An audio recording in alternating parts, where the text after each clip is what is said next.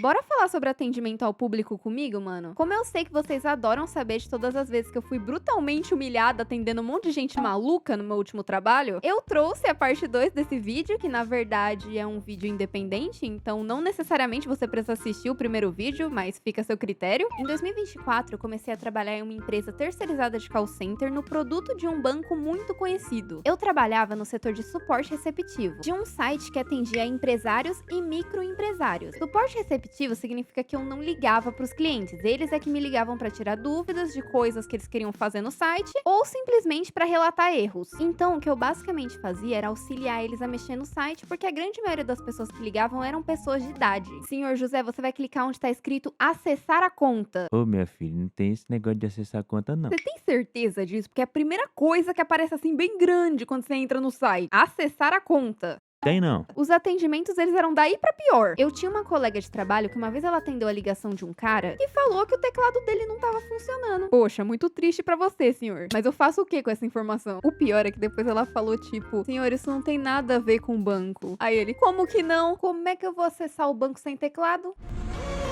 Outra vez, fui eu que atendi. Eu atendi um cara, eu lembro que era um dia caótico, tava cheio de fila, não parava de cair um cliente atrás do outro. Bom dia, eu me chamo Mofi, como eu posso te ajudar hoje? Então, moça, eu percebi que aqui no site tem a opção de transferência, mas eu queria fazer um Pix. Como que eu faço um Pix? Aí eu lembro que eu olhei assim pra tela, nós atendentes, a gente tinha tipo um simulador, que era como se fosse o site na visão do cliente. Primeira opção que tinha, fazer Pix. Aí eu respirei fundo. Senhor, é só clicar em fazer Pix. Primeira opção. Aí ele ficou uns segundos em completo silêncio na ligação. E depois ele falou, achei. Eu senti muito que ele ficou com vergonha. Deu um pouco de dó, assim, na hora. Mas, caralho, o cara me liga pra uma central de suporte sem nem procurar o negócio. Não tava escondido. Era literalmente a primeira opção. Eu não entendo esse povo que faz ligação fácil, assim. Eu evito ao máximo fazer qualquer tipo de ligação pra qualquer central. Tem que ser, assim, um negócio que eu não conseguia resolver de jeito nenhum pelo WhatsApp. Acho que se eu tivesse morrendo, eu não ia querer ligar pra emergência. Tá lá, me arrastando no chão, pega o celular e falou, vou chamar um Uber. Mas enfim, nesse vídeo eu quero focar em contar pra vocês histórias sobre os maiores filhas de uma puta que eu tinha que atender, que curiosamente não eram só os clientes. Eu quero apresentar hoje pra vocês os gerentes bancários. Gerentes são as pessoas que trabalham nas agências dos bancos e cuidam das contas bancárias dos clientes. Ou seja, eles trabalham diretamente pro banco, que não era o meu caso, porque eu trabalhava pra uma empresa terceirizada que tinha sido contratada pelo banco. Os gerentes, eles tinham uma hierarquia, que eu não vou saber explicar com exatidão, porque eu não sou gerente. Mas basicamente tem um gerente geral que manda em todos os gerentes da agência e eles são distribuídos entre os gerentes que cuidam das contas de pessoas comuns, como eu e provavelmente você, os gerentes que cuidam de contas de empresas pequenas sem um capital muito relevante e os gerentes de clientes alto padrão, que cuidam das contas bancárias das empresas que são podres de ricas. As histórias que eu vou contar são todas desses gerentes alto padrão, porque como eles trabalhavam com clientes muito ricos, eles tinham o hábito de ficar puxando o saco deles, o que honestamente pra mim não é errado, cada um tem que estar vendendo seu peixe, mas a forma que eles faziam era de dar vergonha. Acho que até o cliente ficava desconfortável com tanta lambida no ovo. Como esses clientes se diziam muito importantes e ocupados, era comum que quando eles quisessem fazer alguma coisa dentro do site, eles pedissem diretamente aos gerentes. E como os gerentes não entendiam muito do site, eles ligavam pra nós da central de suporte no lugar dos clientes. Outra coisa importante é que nas ligações com os gerentes a gente não precisava ser tão formal, porque eles eram considerados simples funcionários do banco, mesmo que alguns achassem que eles eram nossos chefes. Tudo muito bem explicado pra vocês. Vamos pra primeira história sobre o gerente, que me dá raiva só de lembrar. Era um dia não tão feliz, eu atendi a ligação de um gerente. Bom dia, como que eu posso te ajudar? Aí ele, bom dia, eu sou gerente da empresa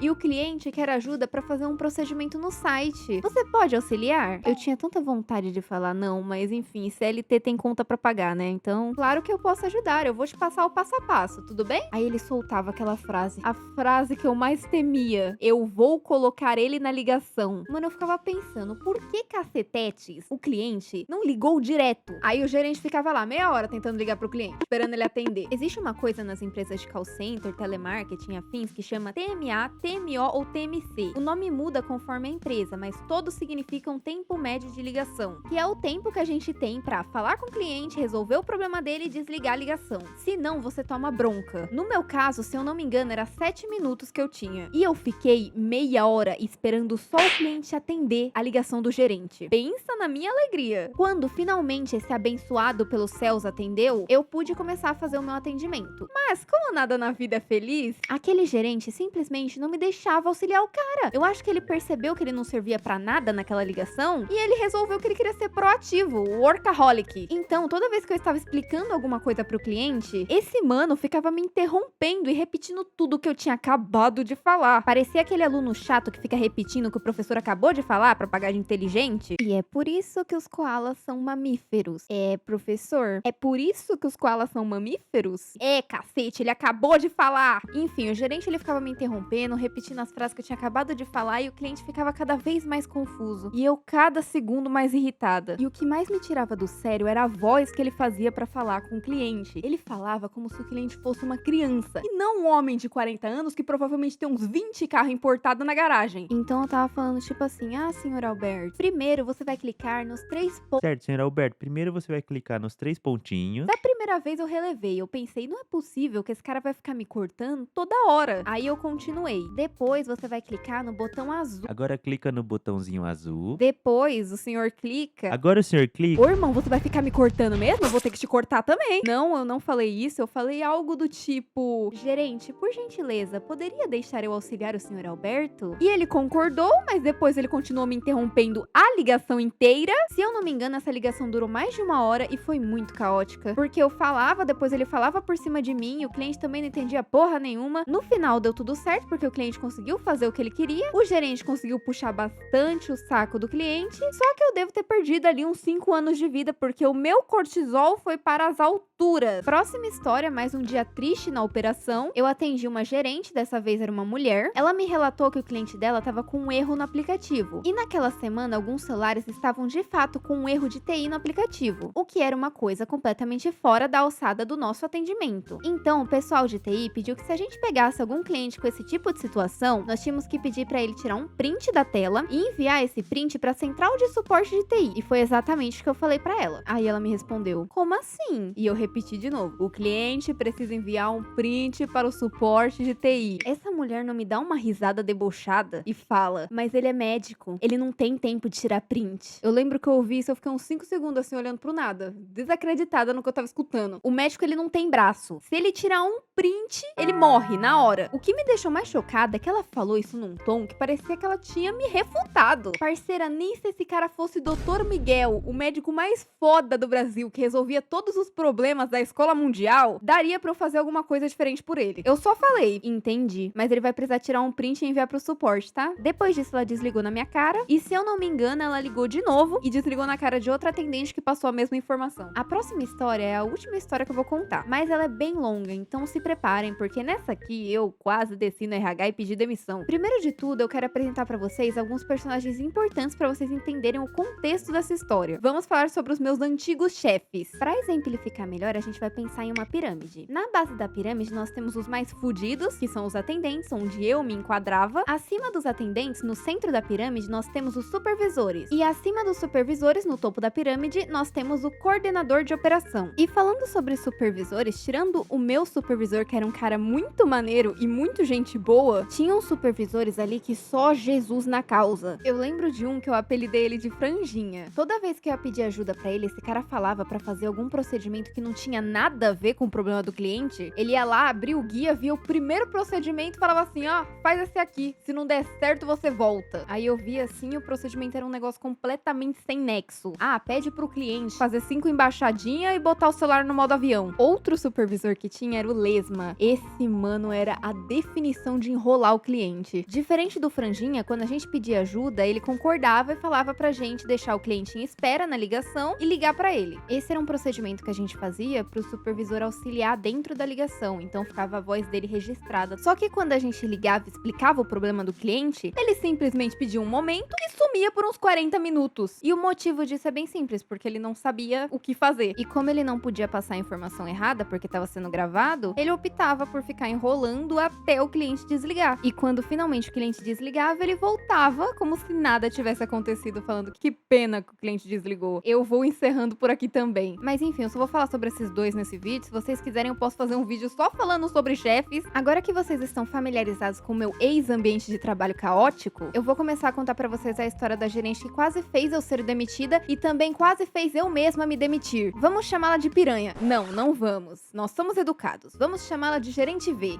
De vagabunda. Atendi a ligação dela. Ela falou que não tava conseguindo fazer um procedimento porque tava dando um erro no site. Eu era uma pessoa que eu sabia bastante do produto, mas mesmo eu não fazia ideia do que era aquele erro. Eu nunca tinha visto aquilo. E naquele horário, o meu supervisor ele estava de almoço, então eu não tava afim de pedir ajuda pros outros supervisores e passar raiva. Eu precisava me virar sozinha. Eu comecei a pesquisar e fuçar vários arquivos, até que eu percebi uma coisa esquisita no próprio sistema da agência. Resumindo, esse erro tava aparecendo porque na agência que essa mulher trabalhava, eles preencheram alguma coisa errada que começou a dar conflito com o site. E como esse erro não era nosso, da central, a única coisa que eu podia falar pra ela nessa situação era pra ela verificar com alguém ali dentro do trabalho dela, com algum suporte interno. Mas quem disse que essa mulher aceitou isso? Ela começou a fazer uma birra, falando: eu quero que você faça o procedimento comigo, isso é um absurdo, não tem nada de errado com a agência, tá tudo certo aqui. Aí eu falei: eu posso preencher com você, mas o erro é na agência. Vai aparecer de novo. Pra que eu falei isso?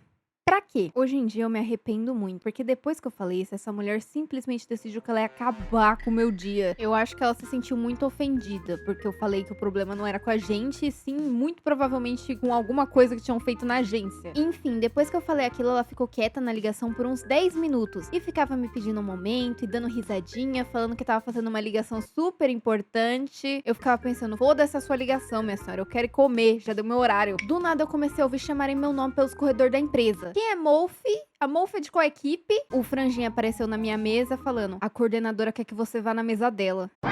Nunca tinha falado com essa mulher na minha vida. Cheguei na mesa da coordenadora, em choque. A coordenadora tava vermelha de raiva. Você é a Molfi? Fiquei com medo, queria dizer que não. Você tá com uma cliente chamada V? Aí na hora eu fiquei confusa, falei: tô. Ela sumiu faz uns 10 minutos na ligação, mas eu tô com ela sim. Aí ela me respondeu seca, falou: eu preciso que você resolva o problema dela. Aí mais confusa ainda eu falei: eu já resolvi. Ela tem que entrar em contato com o suporte da agência. Do nada a coordenadora me cortou e falou: não, resolve o problema dela aqui. Depois a coordenadora chamou 2 atendentes antigos pra me orientar durante o meu atendimento, porque aparentemente eu não estava sabendo conduzir ele sozinho. Esses 2 não fizeram porra nenhuma, porque eles também não sabiam o que era aquele erro, porque aquele erro não era nosso. Aliás, só pra deixar claro, eu não julgo de forma alguma como a minha coordenadora me tratou, porque essa desgraçada dessa V ligou pro chefe da minha coordenadora, reclamando sobre mim, falando que eu não queria atender ela direito, que eu estava me recusando a atender ela, e o chefe da minha coordenadora ligou pra ela reclamando de mim, falando várias merdas